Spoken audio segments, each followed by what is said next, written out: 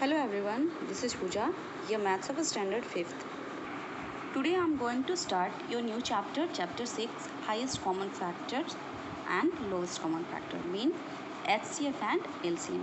Students, all of you very well known about LCM and HCF from your previous class. Okay, so firstly we will discuss HCF, highest common factor. Okay, let's see.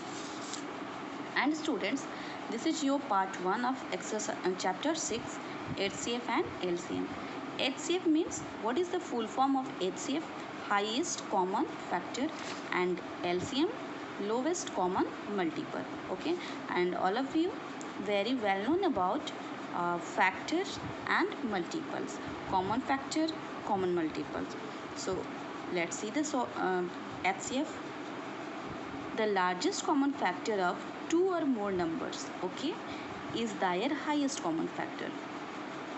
Means दो या दो से अधिक number का जो largest common factor होता है वही क्या होता है, हाईएस्ट कॉमन फैक्टर होता है, means HCF. Okay, so the HCF of 18 and 45 is 9. Okay, factors of 18 we have to write here. Let's see. Factors of 18 and factors of 45. We have to find here highest common factor. So let's see the students. What? 9 is the largest common factor, means 9 is the highest common factor. So the HCF of 18 and 45 is 9. Okay, let's see next point. Our next point is we also known your HCF is greatest common divisor, means GCD. Okay, the highest common factor is also known as the greatest common divisor. Okay, so this is our introductory class of chapter 6. Okay, so let's see. Our first method to find HCF is prime factorization method. How to find HCF by prime factorization method? So let's see. HCF of 120 and 300.